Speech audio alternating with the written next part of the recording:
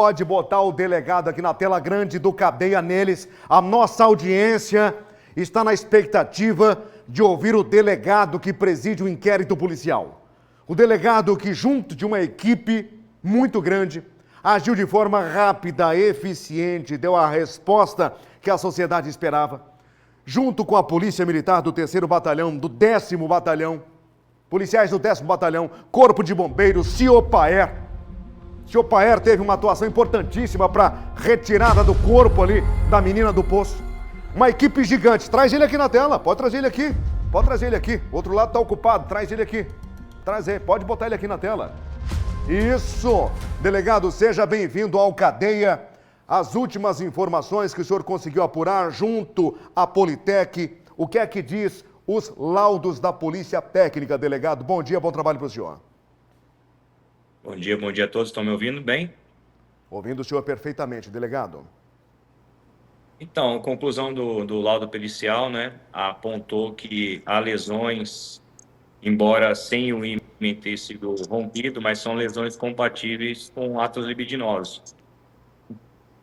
Então, nós iremos apurar, né, possível crime sexual praticado contra a vítima fatal e individualizar a conduta para saber quem especificamente dos adolescentes ou dos maiores presos praticaram essa conduta. Certo, delegado, para nossa audiência até entender a linguagem técnica e o senhor que preside o inquérito.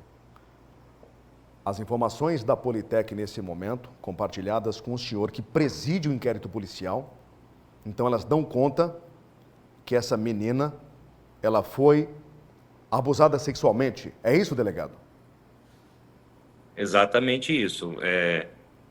A lesão ela é gerada porque provavelmente foi submetida a uma violência sexual. Para configurar um possível crime de estupro, não é necessária a penetração ou rompimento do ímen. Então, nós precisamos agora aprofundarmos essa questão da prática desse crime sexual que ela suportou em vida. Delegado, eu vou aproveitar que o senhor está ao vivo conosco aqui na tela do Cadeia para perguntar: quem matou Heloísa?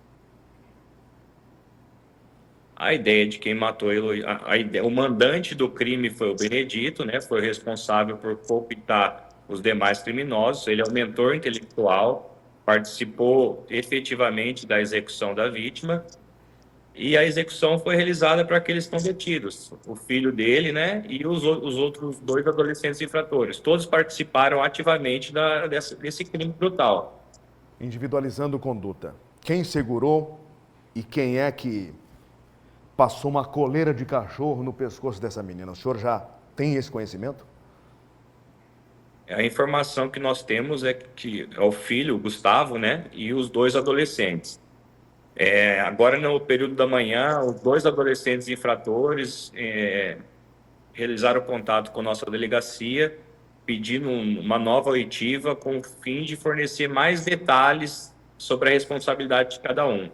Então, nós realizaremos possivelmente uma nova oitiva para conseguir individualizar a função de cada um ali na situação da execução da vítima Heloísa. Isso deve acontecer ainda hoje, delegado? Exatamente, ainda hoje no período da manhã. As equipes já estão se preparando para deslocar até a unidade que eles estão aguardando o encaminhamento para a internação, né?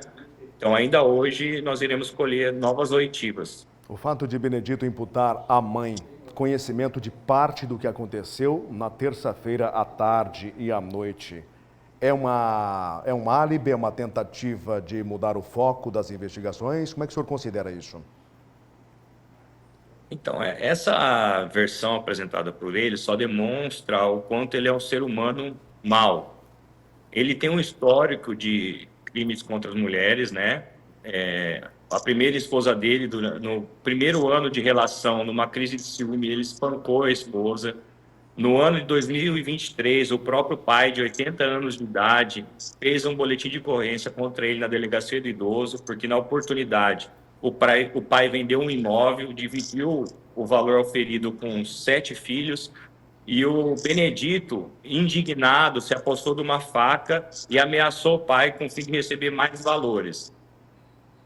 Então, não é exemplo de pai, né? Não é exemplo de filho, não é exemplo de pai, porque também convidou o próprio filho para participar da execução desse crime brutal. E não é um exemplo de homem porque ele subjuga a mulher, né? Ele trata a mulher como posse, extremamente controlador. É importante mencionar também que a vítima, assim que ela teve alta na primeira oportunidade, ela compareceu à Delegacia Especializada da Mulher, a doutora ajudar, e a equipe dela realizou uma oitiva, e ela descreveu que nesse período de 4 meses de relação com o Benedito, ela suportou diversas violências, não só física, quanto psicológica. Em todas as vezes que ela tentou terminar a relação, ele ameaçou suicídio na frente da vítima. E por que ele fez isso? Ele queria imputar a ela, caso ele praticasse um ato contra a vida, um temor. Então ela acabava desistindo da separação com medo, né? Porque ele entrava na mente da vítima para controlar, ele gerava esse medo. Se ela terminasse, ele daria fim à própria vida. E com isso ele foi levando essa relação tóxica. E a mesma coisa ele fez com o filho dele quando optou por praticar a prática do crime. O filho dele detalhou que antes da ligação e convidou para praticar esse crime brutal, o pai mandou uma mensagem de visualização única via WhatsApp, falando que estava muito triste, deprimido e pensando em suicidar. Então, o mesmo controle emocional que ele realizou com a vítima, com a Suelen, ele também realizou com o filho. Lógico, a atitude do filho não justifica, mas isso demonstra o quanto ele é um ser humano cruel. E essa fala que ele realizou na saída da delegacia, ao ser apresentado na custódia, em que ele quis imputar algum tipo de responsabilidade para a mãe, o demonstra o quanto ele é ruim, ele é desprezível. Porque além de todo o ato criminoso que ele praticou, toda a dor que ele gerou na mãe, ainda quis continuar machucando, não respeitando o luto dela. Ele realizou esse ato que a gente acredita de matar. A intenção sempre foi executar a mãe e também a filha. E essa execução foi interrompida por uma ligação dele, porque ele chegou a mencionar para o próprio filho: não precisa matar a Sueli, porque nós já conseguimos matar metade da mãe ao atingir a filha e executar a filha. E essa fala foi confirmada pelos criminosos. É uma espécie de violência vicária. Sim. Quando ele não consegue atingir a vítima diretamente, ele atinge a pessoa que a vítima mais ama, no caso a filha.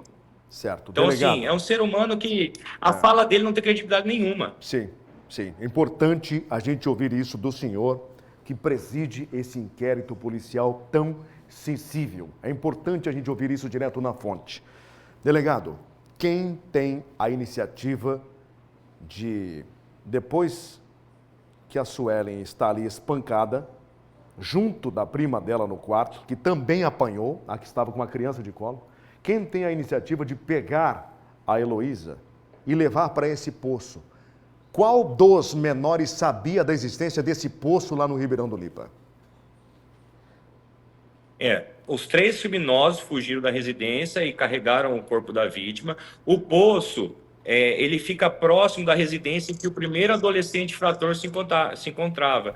A O de polícia 16 ou militar, 17 anos? ao conseguir capturar esse...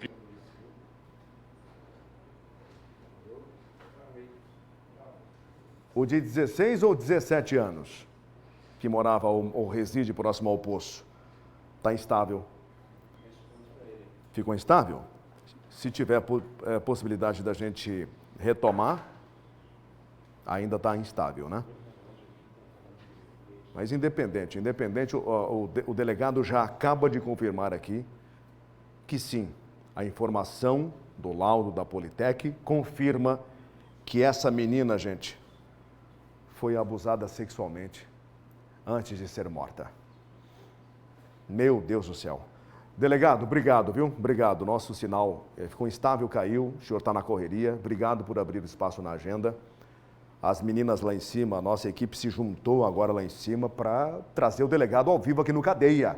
É o nosso compromisso com a audiência.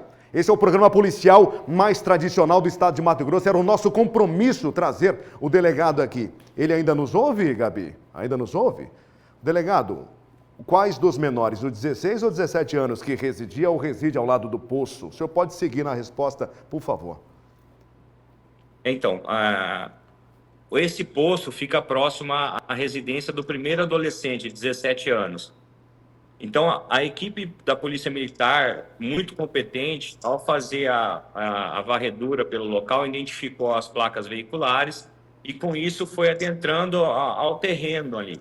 E, ao adentrar esse terreno, foi localizado também um lençol e, em deslocamento, foi que foi localizado o posto, encontrado o corpo. E, nas proximidades, onde fica a casa do adolescente infrator de 17 anos. Inclusive, o outro adolescente de 15 anos, ele conseguiu fugir nesse primeiro momento, mas também estava junto nesse local, que foi o local onde foram encontrados e recuperados bens pessoais das vítimas. Então, era o posto que era próximo nas proximidades da residência dele. Tá certo. Obrigado, delegado, pelo espaço na agenda. Obrigado por falar aqui com a audiência do Cadeia. E nós seguimos juntos, acompanhando o trabalho do senhor e das equipes, né? Várias equipes envolvidas nessa história, viu? Deus abençoe e vamos juntos aí. Amém. Fique com Deus. Bom trabalho, estou à disposição. Obrigado, delegado.